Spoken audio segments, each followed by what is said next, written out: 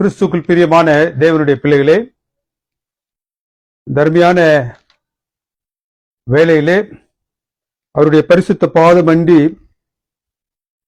அவருடைய வார்த்தைகளுக்காக காத்திருக்கக்கூடிய பெரும் வாக்கியத்தை தேவன் நமக்கு பாராட்டி இருப்பதற்காக தேவனை நான் ஸ்தோத்திரிக்கின்றேன். இந்த நாளிலும் நம்முடைய தியான வேலைக்குள்ளாக நாம் கடந்து செல்வதற்கு முன் அவருடைய பாதத்தில் நம்மை தாழ்த்தியவர்களாக தூய ஆவியானுடைய வழிநடத்தலுக்காக சற்று நேரம் நாம் இறைஞ்சி நிற்போம்.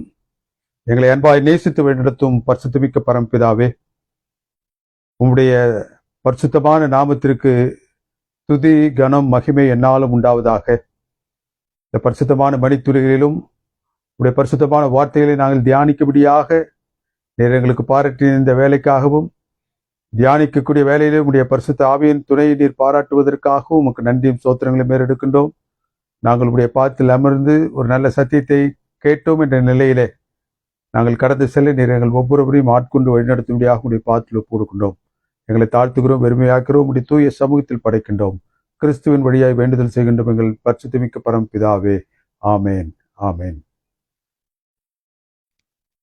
வேதத்தில் லாசரு என்ற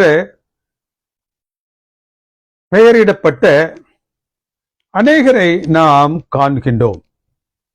ஒரு முக்கியமான சத்தியத்தை தேவன் நமக்கு பாராட்டும்படியாக ஒரு மனிதனை, லாசரு என்று பெயர் கொண்ட ஒரு மனிதனை தெரிந்து கொண்டார். அவனை பற்றி அவர் பேசும்பொழுது அவனுடைய ஊரை சொல்லி பெத்தானியாவில் வசிக்கின்ற லாசரு என்று அங்கு நற்செய்தி நூலில் பதிய வைத்திருக்கின்றார். வேதம் கூறுகின்றது, கிறிஸ்துவினால் சிநேகிக்கப்பட்ட ஒரு மனிதன். கிறிஸ்துவை அநேகர் சிநேகிப்பார்கள், ஆனால் கிறிஸ்துவினால் சிநேகிக்கப்படக்கூடிய ஸ்லாக்கியத்தை பெற்ற ஒரு மனிதன் இந்த லாசரு. கர்த்தராகிய இயேசு கிறிஸ்து அந்த பெத்தானியாவிற்கு வந்து விட்டார் என்றால் அவருடைய ஊழியத்திற்கான அனைத்து ஆயத்தங்களையும் செவ்வனே செய்து அவருக்காக காத்திருக்கக்கூடிய ஒரு மனிதன். கர்த்தருக்கு பரிமள தைலத்தை பூசி வழக்கத்திற்கு மாறாக தன்னுடைய கேசத்தை வெளியில் எடுத்து தன்னுடைய கேசத்தினால் அவருடைய தூய பாதத்தை துடைத்த மரியாளினுடைய சகோதரன். கர்த்தராகிய இயேசு கிறிஸ்து பெத்தானியாவுக்கு வந்து விட்டார் என்றால் அந்த மார்த்தாள் அவருடைய நாவின் சுவையறிந்து அவருக்கு பிரியமான பதார்த்தங்களை அவள் செய்து அவர் புசிக்க அவருடைய பாதத்தில் அமர்ந்து அதை ரசித்துக் கொண்டிருக்கக்கூடிய ஒரு பெண்மணி. அந்த குடும்பத்திலிருந்து ஒரு செய்தி, கிறிஸ்துவினால் சிநேகிக்கப்பட்டவன் என்று அவனை அறிமுகப்படுத்திக்கூடிய இந்த நற்செய்தி நூல் அவன் வியாதிப்பட்டு மரண தருவாயில் இருக்கும் பொழுது கர்த்தராகிய இயேசு கிறிஸ்து தான் இருந்த இடத்திலேயே மேலும் 2 நாட்கள் தங்கினார். கிறிஸ்து தன்னை நேசிப்பவர்களை, கிறிஸ்துவினால் நேசிக்கப்படக்கூடியவர்களை இப்படி நடத்துவார் என்றால் அவருடைய ஆபத்துக்களில் அவர் பங்கு கொள்ளாமல் இருப்பார் என்றால், தங்களுடைய சத்துருக்களை சிநேகிகள் என்று சொன்ன அந்த கர்த்தராகிய இயேசு கிறிஸ்து சிநேகிதனை சிநேகிக்காத அவர் சத்ருவை எப்படி சிநேகிக்கும்படியாக சொல்லுகின்றார். How one can love his enemies if he is not loving his own friends. ஒரு நண்பனை, ஒரு சிநேகிதனை நேசிக்க கூடாது முடியாதவன் எப்படி தன்னுடைய சத்ருவை நேசிக்க முடியும்?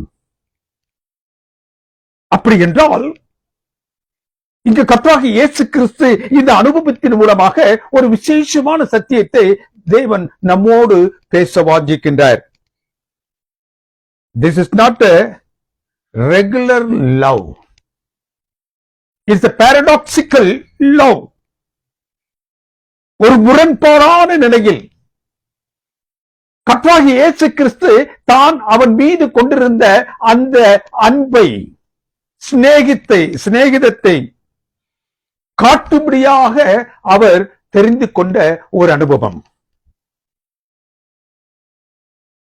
அதற்கு எடுத்துக்காட்டாக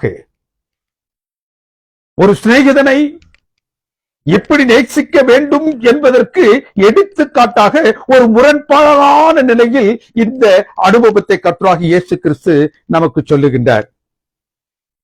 சராசரி வாழ்வில் அன்பு என்றால், சராசரி வாழ்வில் சிநேகம் என்றால் ஆபத்தில் உதவுவது, ஓடி வந்து உதவுவது. இங்கு கர்த்தராகிய இயேசு கிறிஸ்து இந்த ரெண்டையும் செய்யவில்லை. அப்படி என்றால் அவர் என்ன இந்த அனுபவத்தின் மூலமாக சொல்ல வாஞ்சிக்கின்றார்? யோவானின் புத்தகம் 11வது அதிகாரம் வசனம் 15, நான் அங்கே இராததினால் நீங்கள் விசுவாசமுள்ளவர்களாக ஆகும்படிக்கு, உங்களுடைய விசுவாசம் பெருகக்கூடிய அளவிற்கு அதற்கு ஏதுவாக உங்கள் நிமித்தம் நான் சந்தோஷப்படுகின்றேன். ஒருவன் அங்கு வியாதி படுக்கையில் மரண அவஸ்தையில் கிடக்கின்றான். இங்கு கர்த்தராகிய இயேசு கிறிஸ்து என்ன சொல்லுகின்றார்? அவன் அங்கு வியாதி படுக்கையில் இருப்பதை குறித்து நான் சந்தோஷப்படாமல், இந்த அனுபவத்தின் மூலமாக நீங்கள் என்ன கற்றுக்கொள்ள வேண்டுமோ அதை நீங்கள் கற்றுக்கொள்ள போவதற்காக நான் சந்தோஷப்படுகின்றேன் என்றார். லாசரு மரணப்படுக்கையில் இருக்கின்றான் என்பது குறித்து அவர் கலங்கவில்லை. மரணம் அவனை உழுக்கவில்லை. இந்த லாசருவின் அனுபவத்தினால், இந்த அனுபவத்தின் மூலமாக சீடர்களின் விசுவாசம் சிறப்படுத்தப்பட போகின்றதே என்பதை குறித்து அவர் சந்தோஷப்பட்டார். அவர் தாமதித்து லாசருவின் நிமித்தமாக அல்ல, அந்த தாமதத்தின் மூலம் சீடர்கள் சிறப்படுத்தப்பட போகின்றார்கள் என்பதற்காக அவர் தாமதித்து வந்தார்.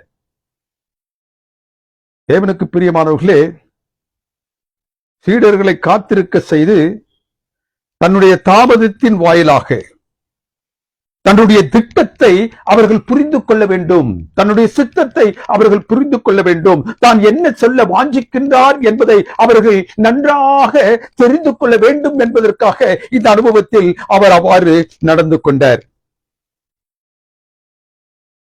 இந்த அனுபவத்தின் மூலமாக 4 முக்கிய பாடங்களை கிறிஸ்து நம்மோடு பேசும்படியாக வாஞ்சிக்கின்றார். 4 முக்கிய சத்தியங்கள்.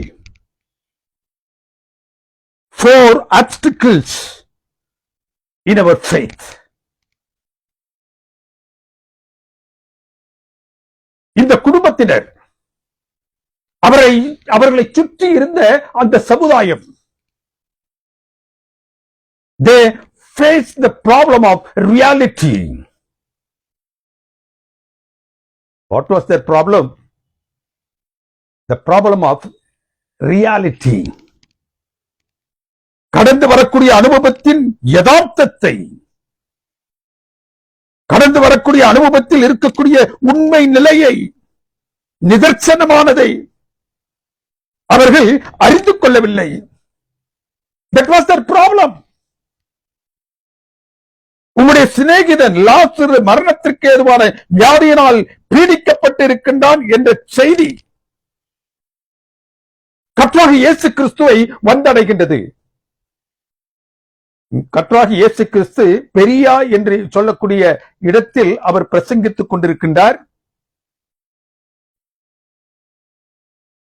இங்கு பெத்தானியில் இந்த சம்பவம் நடைபெற்றுக் கொண்டிருக்கின்றது. கர்த்தராகிய இயேசு கிறிஸ்துவை அவர்கள் வந்து சேர, அந்த செய்தி வந்து சேர வேண்டும் என்றால் இக்காலத்தில் இருப்பது போன்றோ இமெயில்,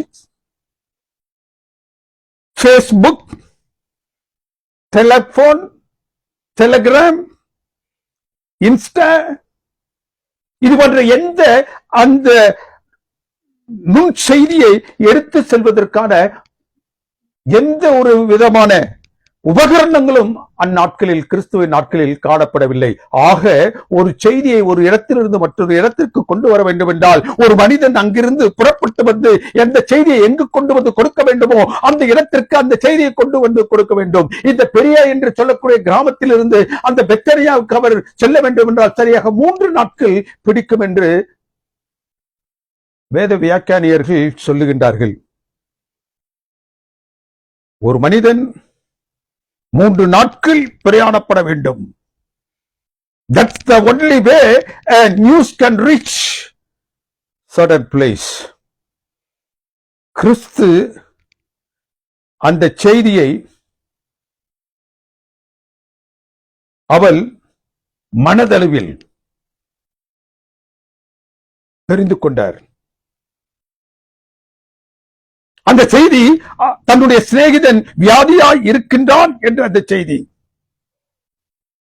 அந்த செய்தியை கொண்டு வந்தவர்கள் கர்த்தராகிய இயேசு கிறிஸ்துவினிடத்தில் அதை கூறினார்கள். உம்முடைய சகோதரர், நீர் நேசிக்கக்கூடிய அந்த மனிதன் வியாதியாக இருக்கின்றான். அவன் வியாதியாக இருக்கக்கூடிய செய்தியை அவரிடத்தில் அவர்கள் சொல்லிவிட்டு மறுபடியும் அவர்கள் என்ன செய்கின்றார்கள்? பிரயாணமாக 3 நாட்கள் பிரயாணமாக அவர்கள் தங்களுடைய இடத்திற்கு சென்று சேருகின்றார்கள். அவர்கள் பெத்தானியாவுக்கு திரும்பி வந்தபொழுது 3 நாட்கள் கழிந்து போனது. வருவதற்கு முன்பு போவதற்கு அவர்கள் அந்த பெத்தானியாவை அடைந்த மாத்திரத்தில் தானே இந்த லாசருவன் என்ன செய்தான்? மரித்து 3 நாட்கள் ஆகி போனது. வசனம் 4 என்ன சொல்லுகின்றது? இயேசு அதை கேட்ட பொழுது இந்த வியாதி மரணத்திற்கு ஏதுவாய் இராது என்றார்.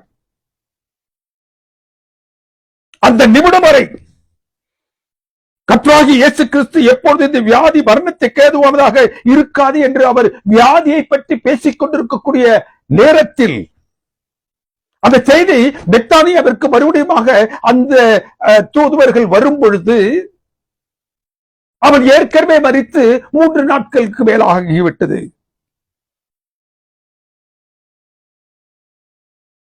இந்த செய்தியை கொண்டு வந்தவர்கள் பெத்தானியாவில் அடைந்து மார்த்தா மரியாளிடம் கூறிய பொழுது அவர் மரித்து 4 நாட்களுக்கு மேலாகிறது.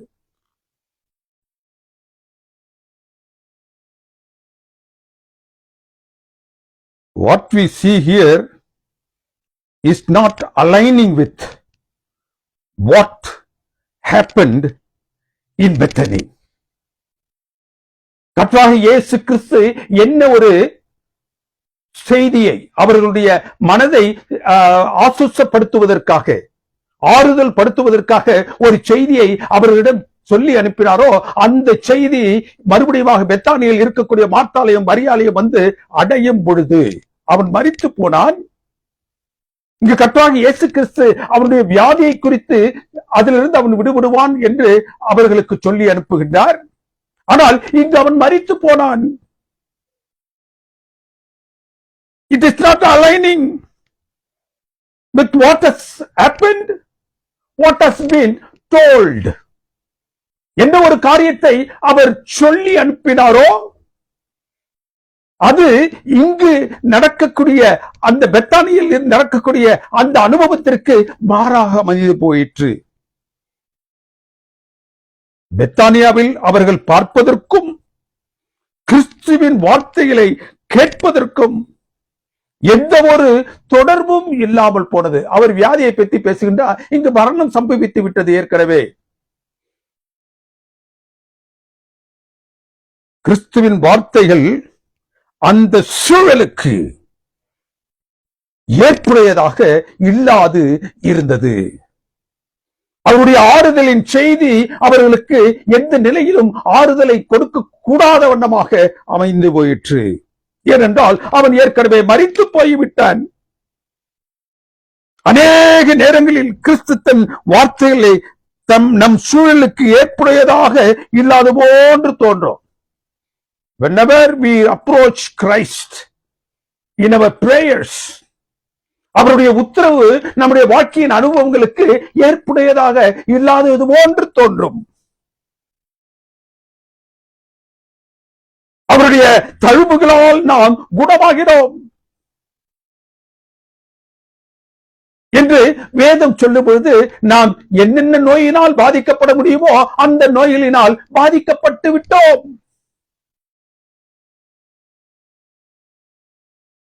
அவருடைய வார்த்தைகளுக்கும் நாம் கடந்து செல்லக்கூடிய அந்த அனுபவத்திற்கும் தொடர்பற்றதாக காணப்படும். God shall supply all your needs. வாழ்வு ஆதாரமின்றி, வருமானமின்றி, வருத்தத்தில் நாம் கடந்து சென்று கொண்டிருப்போம். தேவனுடைய வார்த்தை என்ன? உன்னுடைய தேவைகளை எல்லாம் நான் சந்திப்பேன். அந்த வாக்குக்கும் வார்த்தைகளுக்கும் நாம் கடந்து செல்லக்கூடிய பாதைக்கும் ஒரு சம்பந்தமும் இல்லாத ஒன்று காணப்படும். When his word does not match our situation, that's where we face the problem of reality. வேதத்தினுடைய வாக்குத்தத்தங்கள் நம்முடைய சூழலுக்கு பொருந்தாது இருக்கும் பொழுது we face the problem of reality. உண்மைத்தன்மை அறிய முடியாத நிலை, யதார்த்தத்தை உணர்ந்து கொள்ள முடியாத ஒரு சூழ்நிலை. தேவனுக்கு பிரியமானவர்களே, நாம் நம் கண்களால் காண்பதையே வாழ்க்கையின் யதார்த்தமாக நாம் நம்முடைய மனதில் வைத்திருக்கின்றோம். ஒரு காரியத்தை நீங்களும் நானும் நம்ப வேண்டும் என்று நினைத்தோம் என்றால் we want to see it happening. We want to touch and feel. நம்முடைய கண்களினால் காணவும் நாம் அதை தொட்டு உணரவும் கூடிய அளவிற்கு நிகழ்ந்தால்தான் அதை வாழ்க்கையின் யதார்த்தம் என்று நாம் நினைக்கின்றோம். நாம் வாழ்வில் யதார்த்தமாக காண்கின்றோமோ அதை யதார்த்தத்திற்கு வெளியில் நின்று தேவன் பார்க்கின்றார். எதை நாம் யதார்த்தம் வாழ்க்கையில் என்று நாம் நினைக்கின்றோமோ அந்த யதார்த்தத்திற்கு வெளியில் நின்று தேவன் நம்மை பார்க்கின்றார்.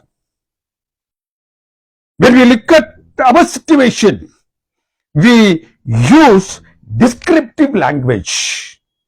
நாம் நம்முடைய சூழலை நமக்கு தெரிந்த விவரிக்கும் மொழியில் காண விரும்புகின்றோம். That's how we want to see our problems.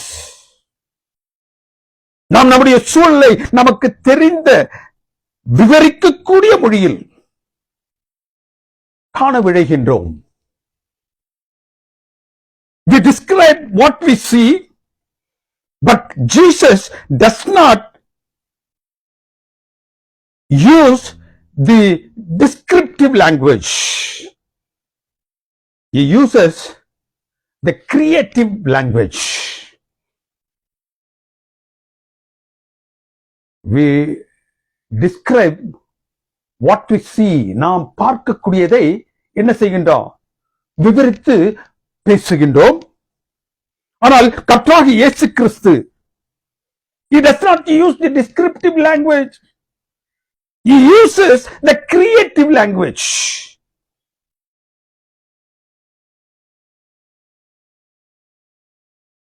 தேவனுக்கு பிரியமானவர்களே, he does not describe what he sees. He prescribes what he intends to do. விவரமாக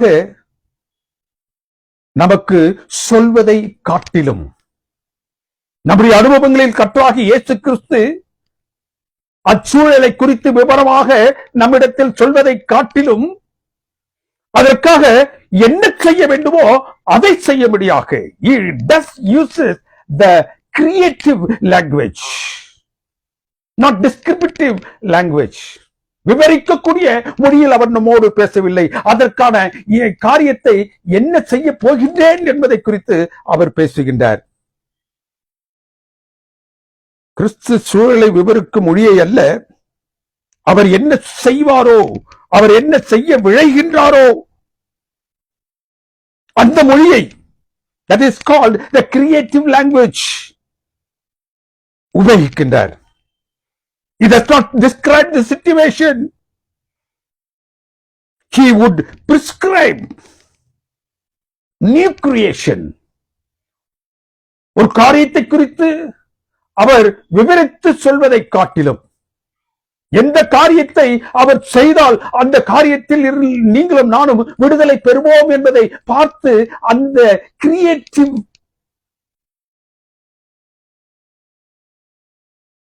மொழியை அவர் நம்மோடு பேசுகின்றார், செய்து காட்டுகின்றார்.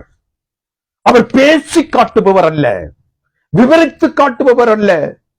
எதை உங்களுக்கும் எனக்கும் செய்ய வேண்டும் என்று அவர் ஆசிக்கின்றாரோ, எதை உங்களுக்கும் எனக்கும் செய்தால் நன்மை என்று அவர் ஆசிக்கின்றாரோ அதை அவர் செய்து காட்டுபவராக இருக்கின்றார். He is not using the descriptive language. He is using only the creative language.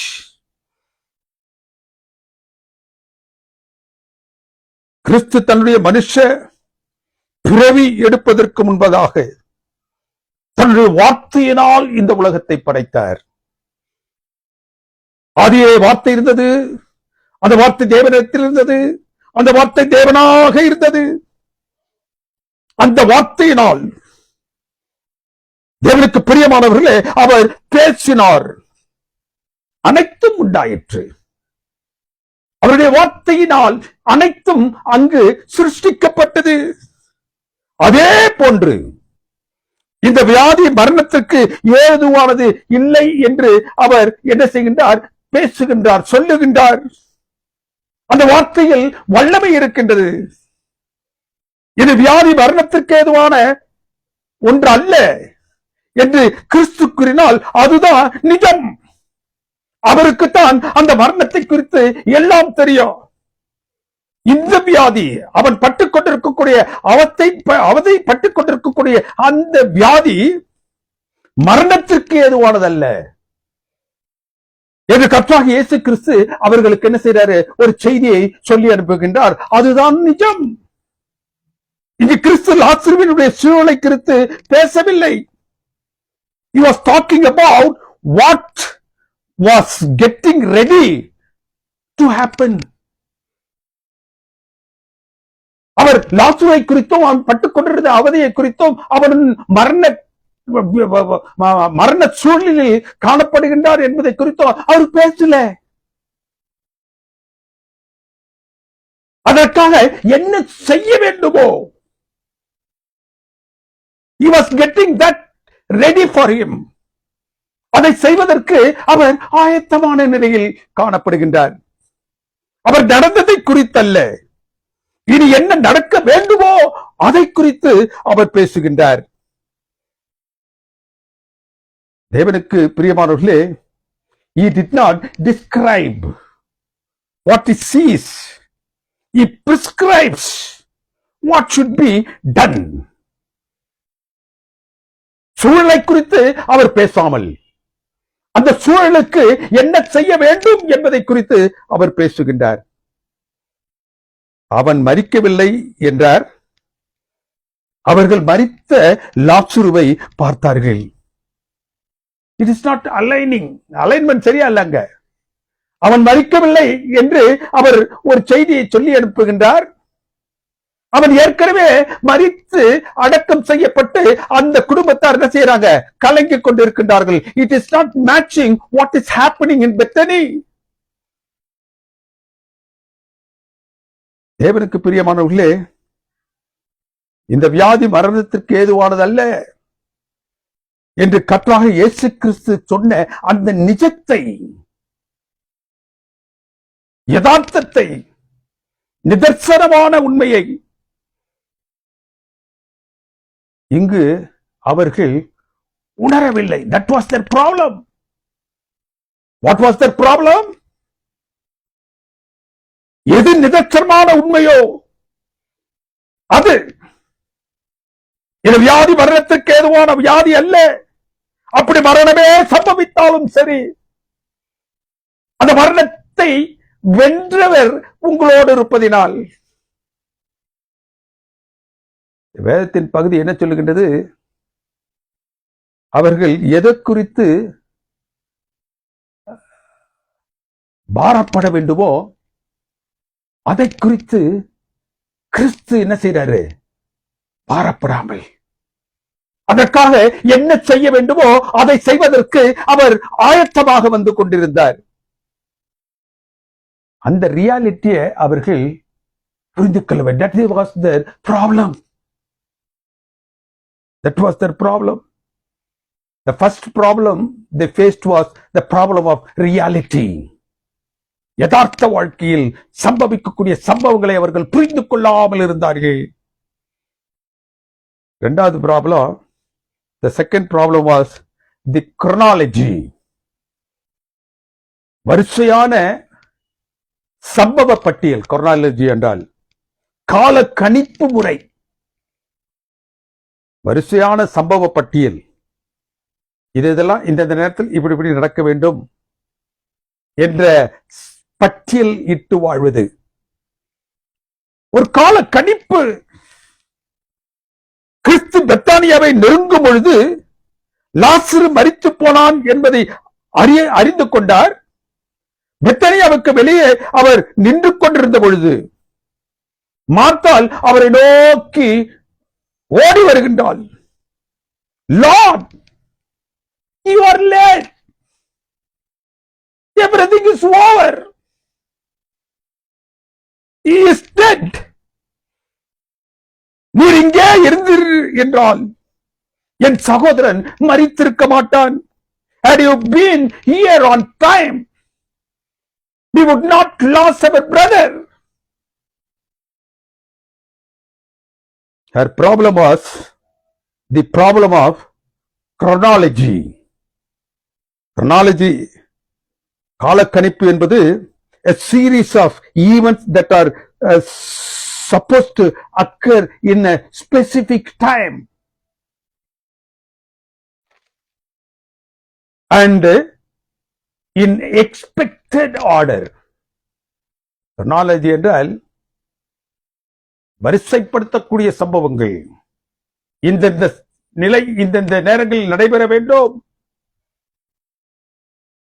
அவைகள் தங்களுக்கு இதமான நிலையில் அவைகள் ஏற்பட வேண்டும் என்று விரும்புவதுதான் அந்த குரோனாலஜிக்கல் ஆர்டர். அடுத்தடுத்து சம்பவிக்கக்கூடிய, நாம் எதிர்பார்க்கக்கூடிய, வரிசையாக சம்பவிக்கக்கூடிய சம்பவத்தை பற்றி கூறுவதுதான் குரோனாலஜிக்கல் ஆர்டர். அவருடைய கால கணிப்பின்படி அவர் கர்த்தராகிய இயேசு கிறிஸ்து அவர்கள் நினைத்த நேரப்படி அங்கு வந்திருந்திருப்பார் என்றால் அவன் என்ன செய்திருப்பான்? பிழைத்திருப்பான். அது அவருடைய கால கணிப்பு. கர்த்தராகிய இயேசு கிறிஸ்து அந்த நேரத்தில் வந்து இருக்க வேண்டும் என்ற எதிர்பார்ப்பு. அவர் வந்திருப்பார் என்றால் அந்த மரணம் நேர்ந்திருக்காது என்ற ஒரு நம்பிக்கை.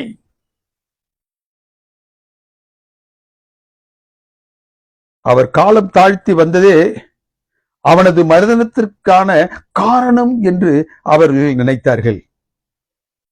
அவர்களுடைய கால கணக்கின்படி அவர்கள் அழைத்த நேரத்தில் வந்திருந்தால் அவன் மரணத்திற்குள் கடந்து சென்றிருக்க மாட்டான் என்று அவர்கள் விசுவாசித்தார்கள். Our faith in God is always, He will be doing things in specific time. நம்முடைய நம்பிக்கை தேவன் மீதாக எப்படி இருக்கின்றதால் நமக்கு தேவையான நேரத்தில் சரியான விதத்தில் அவர் வந்து சேர்ந்து நமக்கு என்ன செய்ய வேண்டுமோ அதை அந்த நேரத்தில் செய்வார் என்பது. But God says, I am not confined by your timing. மனிதனுடைய அந்த கால சக்கரத்திற்குள் தேவனை நாம் வைத்து பார்க்கின்றோம்.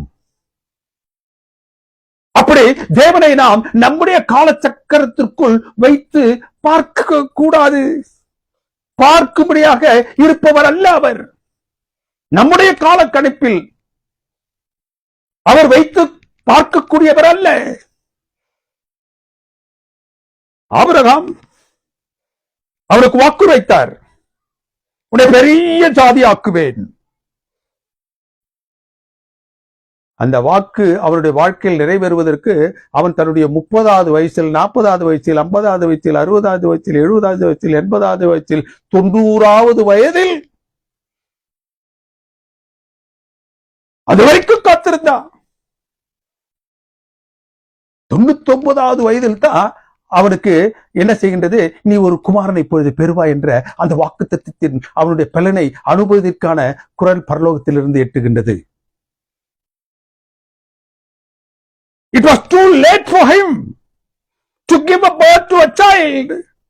ஒரு குழந்தையை பிரசவிப்பது என்பது அவனுடைய அந்த வயது ஒத்துவராத நிலையில் இப்பொழுது பரலோக வருடத்தில் பேசுகின்றது. சாராலும் ஆபிரகாமும் தேவன் அவர்களோடு அவர்களுக்கு பாராட்டக்கூடிய அந்த பிள்ளையை பற்றி பேசும்பொழுது அவர்கள் நகைத்தார்கள். But it was not too late for God to move, because God is not confined by time. He does not live in time. He lives in eternity. அவர் நம் காலக்கணக்கில் அல்ல, நித்தியத்தில் இருந்து அவர் நம்மை பார்க்கின்றார். அவர் நித்தியத்திற்குள்ளாக நின்று பார்ப்பதால் எல்லாமே அவருக்கு அவரது காலத்திற்குள்ளாக காணப்படுகின்றது. நாம் நம்முடைய கால கணக்கை வச்சு அந்த கால கணக்குக்குள்ளாக கிறிஸ்துவை, தேவனை நன்மை செய்கிறோம். நாம் என்ன அவர் செய்ய விரும்புகின்றதோ அதை செய்வதற்கு நாம் வாஞ்சிக்கின்றோம். Our problem is we judge time by chronos.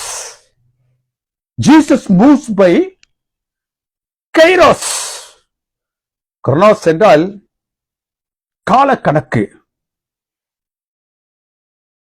மனிதன் ஒரு கால கணக்கு வச்சிருக்கான். நிமிஷம், நொடி, நேரம், நாட்கள், வாரம், மாதம், வருஷம். இதான் மனிதனுடைய கால கணக்கு. கைரோஸ் என்றால் an appointed time, குறித்த நேரம். an appointed time. நாம் அநேக நேரங்களில் மனச்சோர்வு அடைகின்றோம். அதுக்கு என்ன காரணம்? நாம் நம் கணக்குப்படி தேவன் நம்மை சந்திக்க வேண்டும் என்று எதிர்பார்க்கின்றோம். நம்முடைய மனுஷீகத்தில் நாம் வைத்திருக்கக்கூடிய அந்த கால அட்டவணையின் பிரகாரம் இந்த நாளில், இந்த மாதத்தில், இந்த வாரத்தில், இந்த வருஷத்தில் நாம் இதை பெற வேண்டும் என்ற ஒரு கால கணக்கை நம்மில் நாம் வைத்துக் கொண்டவர்களாக இருக்கின்றோம். ஆனால் God is doing all by his kairos method. God does things in his own appointed time. எதை செய்வதற்கு எந்த நேரத்தை அவர் திட்டம் வகுத்திருக்கின்றாரோ அந்த நேரத்தில் தான் அதை அவர் செய்வார். நாம் சந்திக்கப்பட வேண்டும் என்று தேவன் எதிர்பார்க்கும் நேரத்திற்கு அது முன்பாகவோ அல்லது பின்பாகவோ அது நடந்தால் அதில் இருக்கக்கூடிய மோசமான விளைவுகள் தான் நம்மை வந்து சேரும்.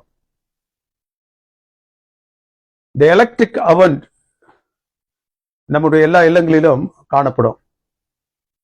அதுல ஒரு பீஸா, இன்றைய நாட்களில் எல்லோருக்கும் பிடித்த ஒரு பண்டத்தை நான் உபயோகிக்க விரும்புகின்றேன். பீஸா. இதை என்ன செய்ய வேண்டும்? சூடேற்ற வேண்டும். அதை சூடேற்ற வேண்டும் என்பதற்காக, சீக்கிரமாக அது சூடு பெற வேண்டும் என்பதற்காக நாம் அதை 500ல அப்படி தூக்கி வச்சோம்னா அது என்ன செய்யும்? தீந்து போகும். அது எவ்வளவு நேரம் அந்த அவனில் வைக்கப்பட வேண்டும், எவ்வளவு சூட்டில் அது வைக்கப்பட வேண்டும் என்ற ஒரு கணக்கை அதை செய்த அந்த மேனுபேக்சரர் என்ன செய்வாங்க? மேனுபேக்சரர் அதை நமக்கு சொல்லி இருப்பார்கள். அந்த கணக்கின் பிரகாரம் வைத்தால் எந்த நேரத்தில் அது பதமாக எடுக்கப்பட வேண்டுமோ அந்த நேரத்தில் நாம் பதமாக எடுப்பதற்கு ஏதுவாக அமையும். அதற்கு முன்பாக அமைந்தால் அது சாப்பிடுவதற்கு உபயோகமற்றதாகவும், அதற்கு பின்பாக நாம் அதை எடுத்தால் அது தீந்து போகக்கூடிய நிலையில் இருக்கும். We must read the instruction of the manufacturer. அதே நிலையில் தான் தேவனுக்கு பிரியமானவர்களே, இங்கு பரலோகமும் தேவனும் செயல்படுகின்றார்கள்.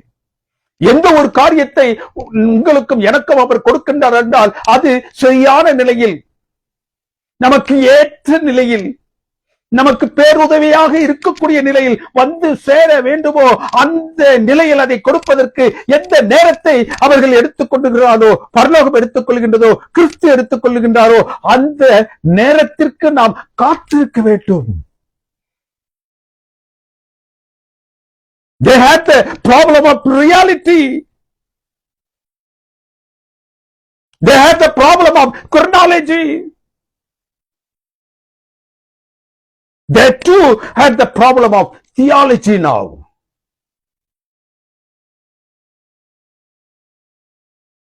என்ன ப்ராப்ளம்? மூணாவதாக theology. Martha said, if you had been only here, my brother Lazarus would have not died. நீர் இங்கே இருந்தீர் ஆனால் என் சகோதரன் மரித்திருக்க மாட்டான். மறுபடியும் அவரிடத்தில் பேசும்போது, ஆனால் நீர் எதையெல்லாம் தேவனிடத்தில் கேட்டுக் கொள்கின்றோ அதையெல்லாம் அவர் உமக்கு என்ன செய்வார்? செய்தருளுவார். அப்பொழுது கிறிஸ்து அவரிடத்தில் மறுபடியும் பேசுகின்றார். They are now talking theology, in terms of theology. கிறிஸ்து என்ன அவரிடத்தில் சொல்கிறார்? உன் சகோதரன் உயிர் தெழுந்திருப்பான் என்றார். மார்த்தா பதில் சொல்றார், உயிர்த்தெழுதல் நடக்கும் கடைசி நாளில் அவனும் எழுந்திருப்பான் என்று தேவனே, ஆண்டவரே, நான் அறிந்திருக்கிறேன். உயிர்த்தெழுதலும் ஜீவனமாய் இருக்கின்றேன் என்று சொன்ன கர்த்தராகிய இயேசு கிறிஸ்துவிடத்திலேயே அவர் உயிர்த்தெழுதலை பற்றி பேசிக் கொண்டிருக்கின்றார். உயிர்த்தெழுதலை குறித்து ஒருவன் விசுவாசிக்க வேண்டும் என்றால் உயிர்த்தெழுதலும் ஜீவனமாய் இருக்கிற அவரை முதலாவது விசுவாசிக்க வேண்டும். அதே அதிகாரத்தில் 35வது வசனம் என்று சொல்கின்றது, உயிரோடு இருந்து அல்லது உயிரோடு இருக்கும் பொழுது அவரை விசுவாசிக்க வேண்டும். மரித்த பிறகல்ல, உயிரோடு இருக்கும் பொழுது. இன்றைய நாட்களில் ஒரு தப்பான தாற்பயத்தை கிறிஸ்தவம் பின்பற்றிக் கொண்டிருக்கின்றது. உயிரோடு இருக்கும் பொழுது கர்த்தராகிய இயேசு கிறிஸ்துவை விசுவாசிக்க தவறிய, விசுவாசிக்காத ஒருவன் மரித்த பிறகு அவருடைய ஆத்மா அங்கு அந்த உத்திரிக்க ஸ்தலத்துல போய் நிற்கின்றது. அந்த உத்திரைக்கு தளத்தில் இருக்கக்கூடிய அந்த ஆத்மா மேலும் அது பரத்தை சென்று அடைய வேண்டும் என்றால் இங்கு உயிரோடு இருக்கக்கூடியவர்கள் அவனுக்காக செய்யக்கூடிய அந்த ஜெபத்தின் மூலமாக அவன் அங்கிருந்து என்ன செய்கின்றான்?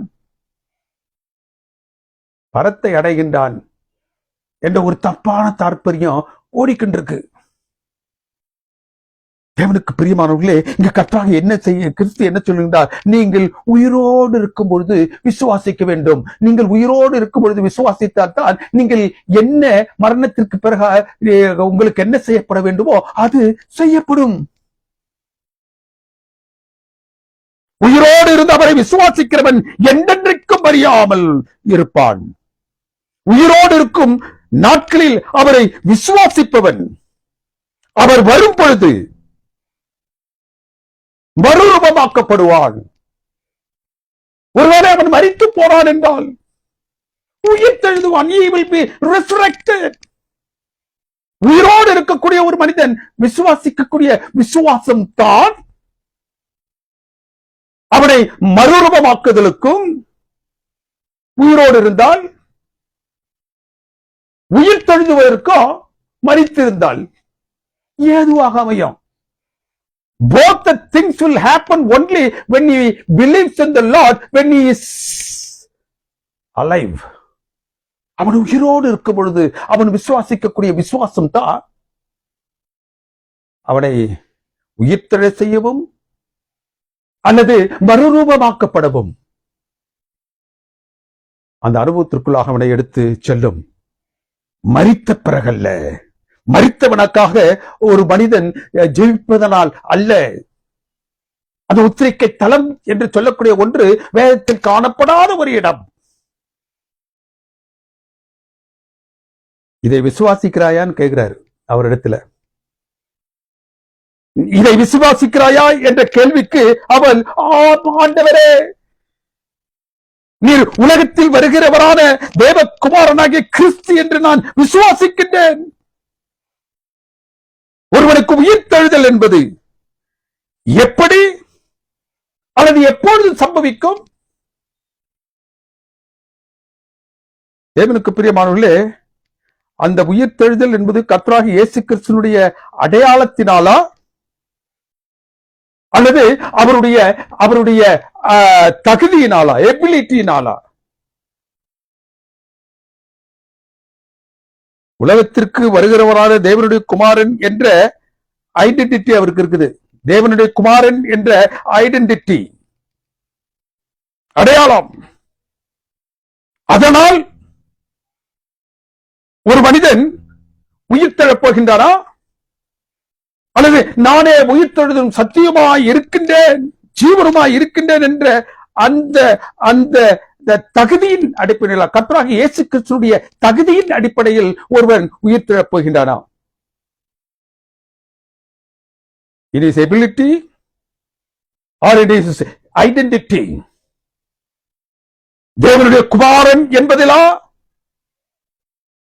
கர்த்தராகிய இயேசுக்கு தன்னுடைய மரணத்தின் மூலம் உயிர்த்தெழுதல் என்ற பாதையில் கடந்து, மரணம் உயிர்த்தெழுதல் என்ற பாதையில் கடந்து வந்து பாடுகளை பட்டு அவர் தன்னை தகுதி படுத்தியவராக்கி, அந்த தகுதியின் அடிப்படையில் நீங்களும் நானும் உயிர்த்தெழுதலுக்கு ஏதுவாக அவரால் தாங்கப்படுகின்றோமா? அவரது தேவனுடைய குமாரன் என்ற அடையாளத்தினாலா, அவர் நம்மை தன்னையே கொடுத்து மீட்டு எடுத்தார் என்ற அவருடைய அந்த தகுதியினாலையா? மார்த்தாள் அதற்கு பதில் சொல்றார். என்ன சொல்றார்? நீரே உயிர்த்தெழுதல், நீரே தேவனுடைய குமாரன். அந்த இரண்டையும் நான் விசுவாசிக்கின்றேன்.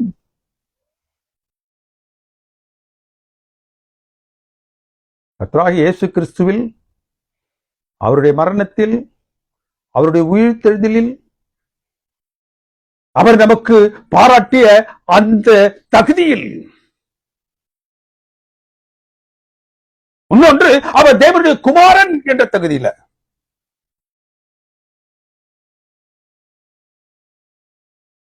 இந்த பதில மார்த்தார் சொல்றார், நீரே உயிர்த்தெழுதல், நீரே தேவனுடைய குமாரன், இந்த இரண்டையும் நான் விசுவாசிக்கின்றேன்.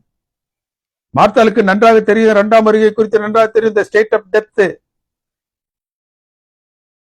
state of death of a man after death. அவளுக்கு இரண்டாம் வருகை குறித்தோ மரணத்திற்கு பிறகு சம்பவிக்க போகுது என்ன என்பதை குறித்தோ அவளுக்கு நன்றாக தெரியும். செகண்ட் கமிங்கை பற்றி தெரியும், ஸ்டேட் ஆஃப் டெத்தை பற்றியும் தெரியும். ஆனால் அவரால் எதையும் அதிகப்படியாக இன்னொன்றையும் செய்ய முடியும் என்பதை அவள் என்ன செய்யல, புரிந்து கொள்ளவில்லை. She was taking Lord, she was talking to the Lord theology now. He is talking theology to the God of theology. இறைவனிடமே அவர் இறையியல் பேசுகின்றார். What was her problem? அவருடைய பிரச்சனை என்ன? அவள் கிறிஸ்துவை எப்பொழுதும் ஹீலராக, சுகப்படுத்துபவராக மாத்திரமே பார்த்தாள். கர்த்தராகிய இயேசு கிறிஸ்துவை அவர் சுகப்படுத்துகிறவராகவே அவள் என்ன செய்தால் நன்கு அறிந்திருந்தார். ஆகவே தான் அவள் அவருடைய சகோதரன் வியாதியில் இருக்கும் பொழுது அவரை அழைக்கின்றால், நீர் வந்து அவரை சுகப்படுத்தும் என்று.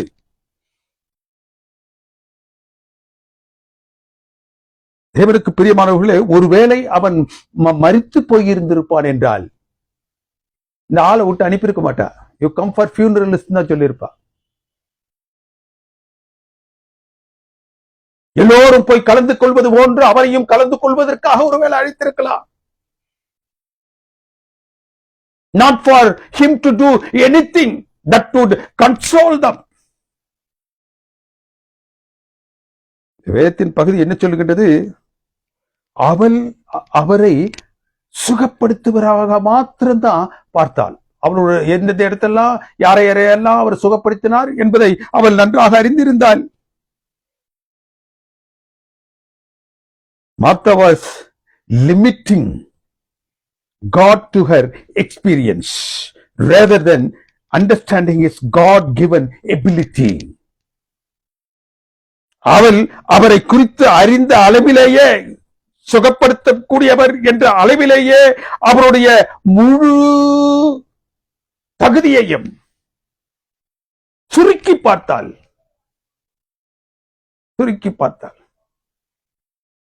அவளுக்கு தெரிந்த நிலையில் அவரை பார்த்த வரைக்கும் அவள் என்னத்தை தெரிந்து கொண்டாரோ அந்த நிலையில் அவரை வைத்து அவர் பார்த்தார். He was limiting God to her experience. அவளுடைய அனுபவம் எதுவோ அந்த அனுபவத்திற்குள்ளாக கர்த்தராகிய இயேசு கிறிஸ்துவை வைத்து பார்த்தாள். Her faith was in what she had seen God do, but not in what God could also do things. எதையெல்லாம் தேவன் செய்வாரோ அதை வைத்து அவரை பார்த்தால், எதுவெல்லாம் அவரால் மேலே செய்ய முடியுமோ அப்படி அவரை என்ன செய்ய முடியவில்லை, அவளால் பார்க்க முடியவில்லை. ஏனென்றால் அந்த ரிசரக்ஷன், அந்த உயிர்த்தெழுதல் என்ற அனுபவம், அந்த சத்தியத்தின் அனுபவம் அவள் அறியாத ஒன்றாக இருந்துச்சு. தேவனுக்கு பிரியமானவர்களே, Jesus said, I have not come to resurrection. I have not come to do a resurrection. I am the resurrection. நான் உயிர்த்தெழுதலை குறித்து போதிப்பதற்காக உன்னிடத்தில் வரவில்லை, ஏனென்றால் நானே உயிர்த்தெழுதல். உயிர்த்தெழுதலை செய்வதற்காக அல்ல, நானே உயிர்த்தெழுதலாக இருக்கின்றேன். It is not about my doing. It is about my being. நான் செய்யக்கூடியதை சொல்வதற்காக அல்ல, நான் என்னவாக இருக்கின்றேனோ அதை காட்டுவதற்காக நான் வந்திருக்கிறேன். 25வது வசனம் 11வது அதிகாரத்தில் சொல்லுது, எனவே தான் நானே உயிர்த்தெழுதலும் ஜீவனமாய் இருக்கின்றேன் என்று அவரிடத்தில் அவர் கூறினாள்.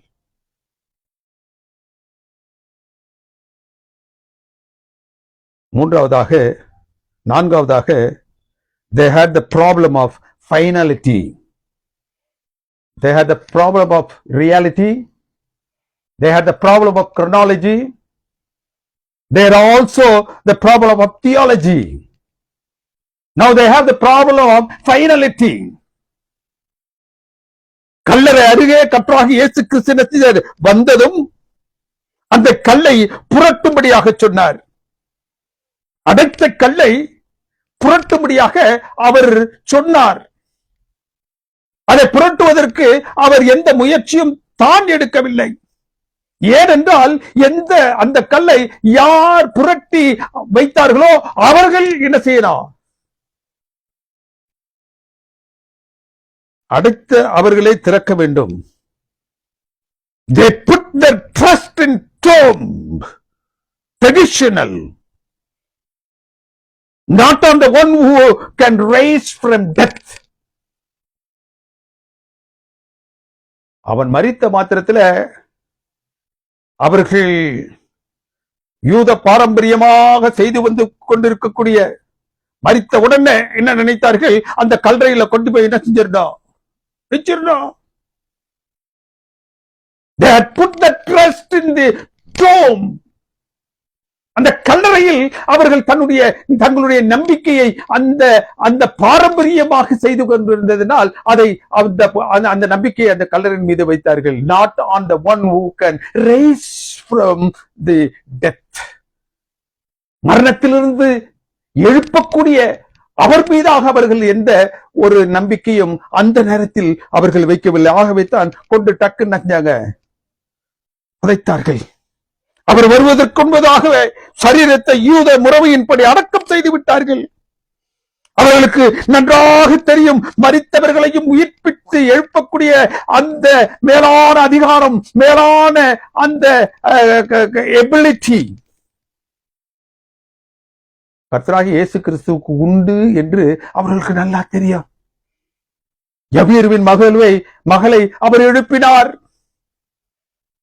நாயன் விதவையினுடைய மகனை அவர் என்ன செஞ்சார், எழுப்பினார். அவர்கள் கல்லறைக்கு கொண்டு போவதற்கு முன்பதாக அவர் அவர்களை எழுப்பினார் என்பதை இவர்கள் நன்றாக அறிந்திருந்தார்.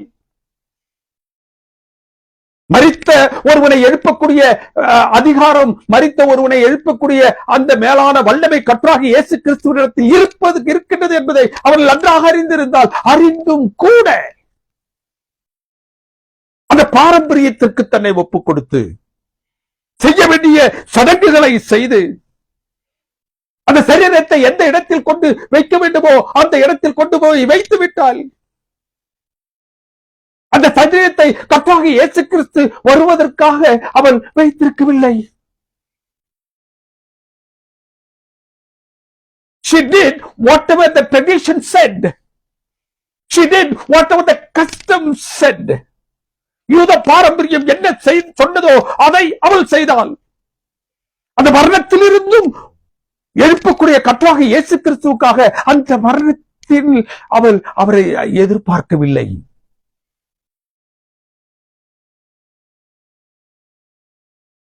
மரணத்திற்கு அடுத்த அடக்கம் பண்ணப்படுவதற்கு அடுத்த காரியங்களை யூத கலாச்சாரத்தின்படி செய்து அடக்கமும் செய்து விட்டாள். According to Jewish custom, tradition, there were two kind of wrapping. ரெண்டு வகையில ஒரு மரித்த சரீரத்தை என்ன செய்வாங்க, துணியால் சுற்றுவார்கள். முதலாவது லூஸ் ராப்பிங் என்று சொல்லுவார்கள். லூஸ் ராப்பிங் என்ன, மறுபடியும் அதை பிரிக்கும் வண்ணமாக லூசா கட்டுவாங்க, டைட்டா கட்ட மாட்டாங்க. இரண்டாவது ராப்பிங் ஃபைனல் ராப்பிங், கடைசியா கட்டக்கூடிய ஒரு கட்டு. இந்த இந்த லாசருடைய அனுபவத்துல they had done the second wrapping also. முதற் சுற்று லூஸ் ராப், மறுபடியும் திறப்பதற்கு ஏதுவாக.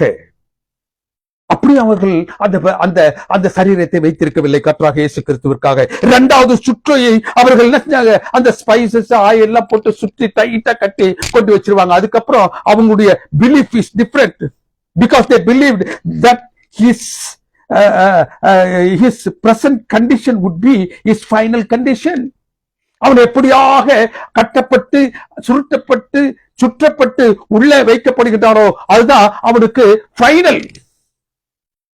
அவனுடைய கடைசி நிலை.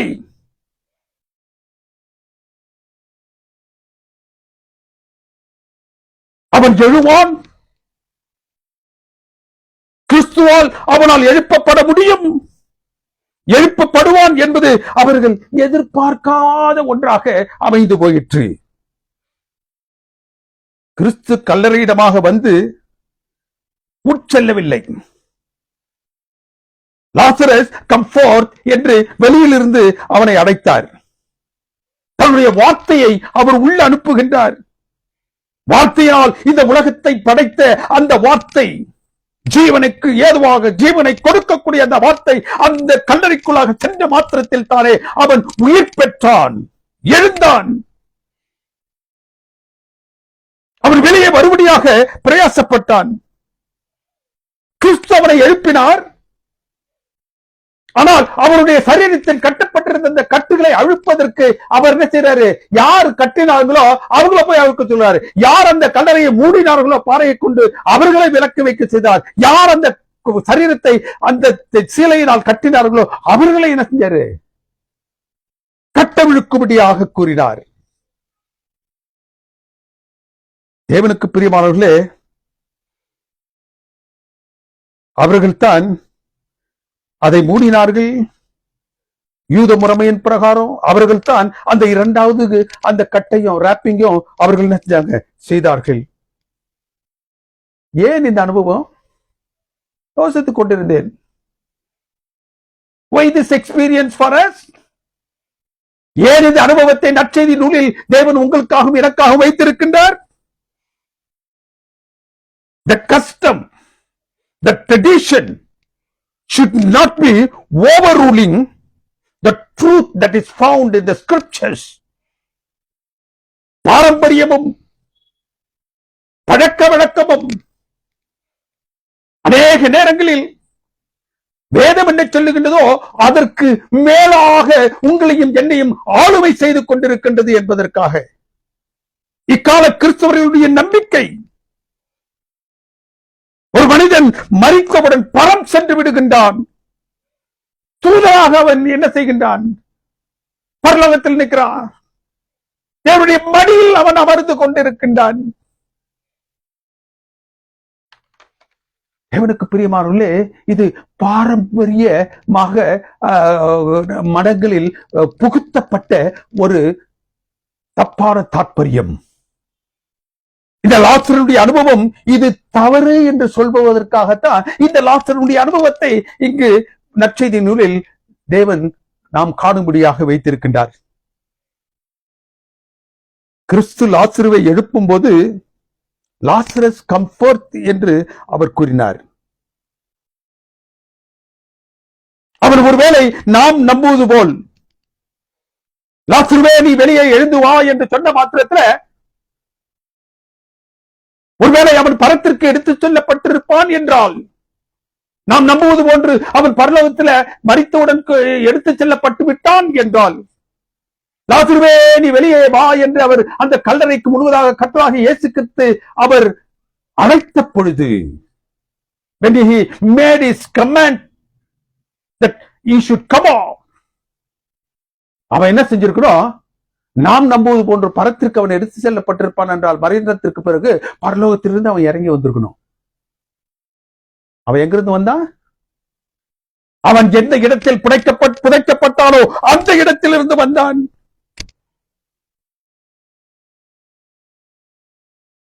மரித்தவர்கள் அவர்களுடைய கல்லறையில் பூமியின் தூளிலே படுத்து கிடக்கின்றார்கள். யோபு சொல்லுறான் 14வது அதிகாரம் 12வது வசனத்துல, வானங்கள் ஒழிந்து போகும் அளவு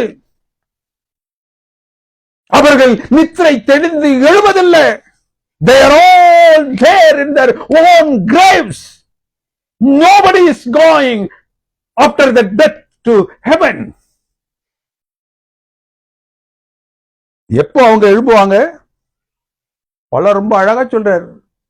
1 தெசலோனிக்கேயர் 4வது அதிகாரம் 16-17 கர்த்தர் தாமே ஆரவாரத்தோடும் பிரதான தூதருடைய சத்தத்தோடும் வான எக்காலத்தோடும் பரத்தில் இருந்து வானில் இருந்து புவி இறங்கி வரும்பொழுது கர்த்தருக்குள் மரித்தவர்கள் முதலாவது எழுந்திருப்பார்கள். All they were dead in Christ. will rise from their own graves.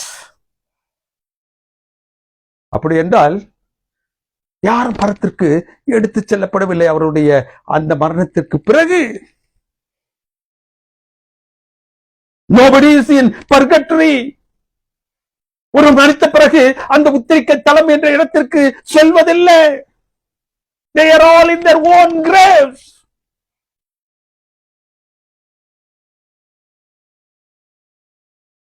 யாரும் அந்த அந்த இன்னொரு தாற்பயம் இருக்குது, சீக்ரெட் ராப்சர்.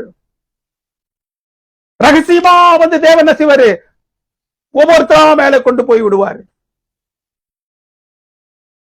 அதுவும் தப்பான தாற்பயம். இந்த தாற்பயங்கள் எல்லாம் தப்பு என்று சொல்வதற்காகத்தான் இந்த அருமையான அனுபவத்தை, லாசருவினுடைய அனுபவத்தை உங்களுக்காகவும் எனக்காகவும் அவர் பதிவு செய்து வைத்திருக்கின்றார்.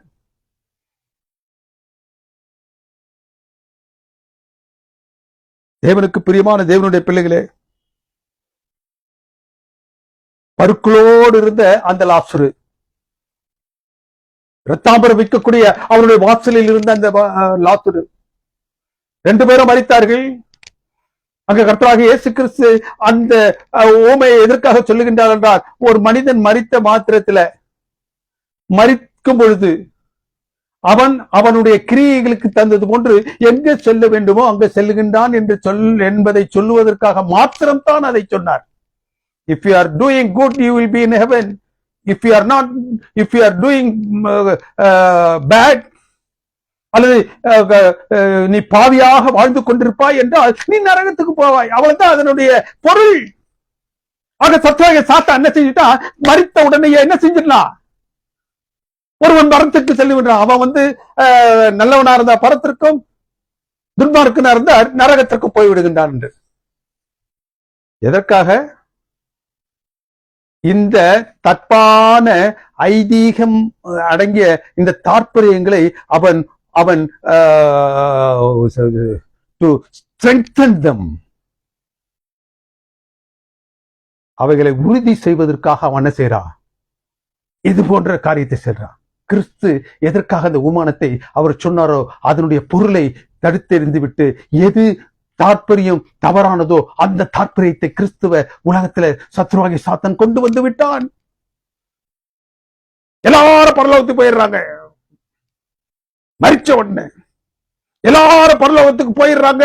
மரிச்ச உடனே அவர் ஏன் 2ஆம் வருகையில் வர வேண்டும்?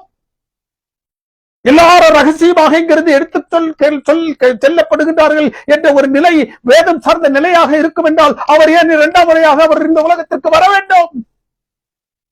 எல்லாரும் மரித்த பிறகு அந்த உத்திரிகை தலத்திற்கு போறாங்க. அந்த உத்திரிகை தலத்திலிருந்து இங்கு செய்யக்கூடிய அந்த ஜபங்களின் நிமித்தமாக அவங்க பரலோகத்துக்கு சென்று விடுகிறார்கள் என்றால் ஏன் கர்த்தராகிய இயேசு கிறிஸ்து 2ஆம் முறையா வரணும்? Then they were all able to go to heaven all by themselves. இதுக்காகத்தான் இந்த அனுபவம். Why Christ delayed in going to Bethany? Why Christ delayed in going to Bethany? His delay was on purpose. என்ன நோக்கம்? இந்த மரணத்திற்கு பிறகு ஒரு மனிதனுடைய நிலை என்ன என்பதை உங்களுக்கும் எனக்கும் சொல்வதற்காக. That was the purpose. இந்த அருமையான வேத பகுதி நமக்கு கொடுக்கப்பட்டிருக்கிறது. He delayed reaching Bethany to teach you and me. இந்த மரணத்திற்கு பிறகு ஒரு மனுஷனுக்கு சம்பவிப்பதை குறித்தோ, தப்பான தாற்பயங்கள் இந்த கிறிஸ்துவ உலகையை ஆட்டி படைத்துக் கொண்டிருக்கின்றது என்பதை குறித்தோ உங்களுக்கும் எனக்கும் சொல்வதற்காக He delayed. But on purpose. என்ன பர்பஸ்? நீங்களும் நானும் அதை தெரிந்து கொள்ள வேண்டும் என்பதற்காக. தேவனுக்கு பிரியமானவர்களே, கர்த்தராகிய இயேசு கிறிஸ்து சீக்கிரமாக வரப்போகின்றார். அவருடைய வருகை மிக சீக்கிரத்தில் சம்பவிக்க போவதினால்